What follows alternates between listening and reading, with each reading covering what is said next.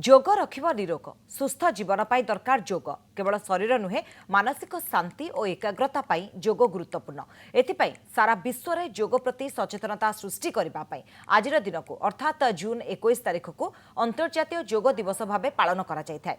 सुस्थ और आरोग्य रहिबा पाई नियमित जोग जरूरी। आज केवल देश नुहे समग्र विश्व में जोग दिवस पालन करा जाउछि। प्रधानमंत्री नरेंद्र मोदी द्वारा ए दिनर शुभारंभ होइतिला जहां एबे 12 वर्ष रे पहुंची। एथर जोग दिवस अवसर में मुख्य राष्ट्रीय कार्यक्रम पश्चिमबंगर राजधानी कोलकाता स्थित ऐतिहासिक रेड रोड ठारे अनुष्ठित होउछि। चलित वर्षर थीम रहिछि सुस्थ आयु पाई जोग। विदेश में प्राय 200 अधिक भारतीय दूतावास और उच्चायुक्तों पक्षरु 2500 स्थान में जोग कार्यक्रम आयोजन करा जिवो। जोग दिवस अवसर में देशर प्रमुख 12 सांस्कृतिक और ऐतिहासिक स्थान में स्वतंत्र जोग शिविर आयोजन करा जायछि। दिल्लीर लालकिला, हरिद्वार, कोणार्क, हम्पी, महाबलीपुरम, मुंबई, नालंदा, अहमदाबाद, सारनाथ, लेह, हैदराबाद, सिलचर भली प्रमुख स्थान में एककालीन जोग कार्यक्रम आयोजन करा जाउछि। अंतर्जातीय जोग दिवस केवल एक स्वतंत्र ये दिवस नुहे बरं यह आमर स्वास्थ्य एवं आमर मानसिक संतुलन, आध्यात्मिक चेतना और सामाजिक समन्वयर एक विश्वव्यापी महोत्सव।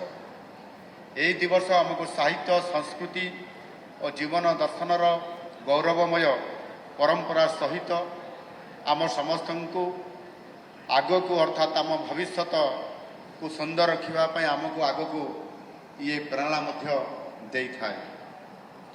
जोग हूँ भारतर प्राचीन ज्ञान परंपरार एक अमूल्य उपहार। हजार हजार वर्ष पूर्वर आम मुनि ऋषि माने मानव जीवनर से सामग्रिक विकास पाई जो जीवन दर्शन और साधना पद्धति आम पाई पर पीढ़ी पाई विकसित करथिले। जोग ताहार एक उज्जवल उदाहरण। यह केवल शरीर को सुस्थ रखिबार केवल उपाय नुहे बा केवल शारीरिक केवल खाली व्यायाम नुहे बरं मन, बुद्धि, चेतना और आत्मार संतुलन बजाय रखी सुस्थ जीवन यापन करिवार एक संपूर्ण विज्ञान। जोग केवल एक व्यायाम किंवा केतेक आसन मध्य यह केवल सीमित नुहे। शारीरिक व्यायाम ठारू यार स्थान बहु उपरे। शारीरिक, बौद्धिक, मानसिक एवं आध्यात्मिकतार एक अपूर्व ये संगम हेउछि जोग।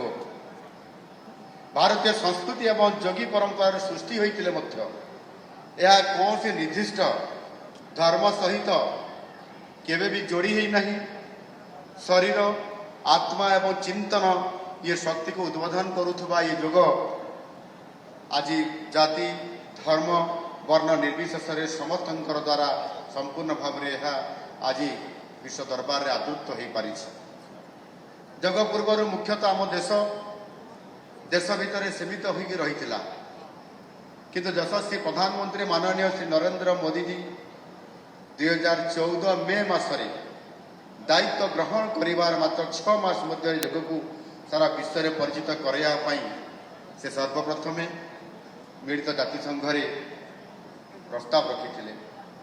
विश्वर 177 देशर समर्थन सहित यही प्रस्ताव गृहीत होता एवं 2014 डिसेम्बर मास 11 तारिख जातिसंघ प्रति वर्ष जून मास 21 तारिख को अंतर्जातीय जोग दिवस भाव पालन करने घोषणा करथिला।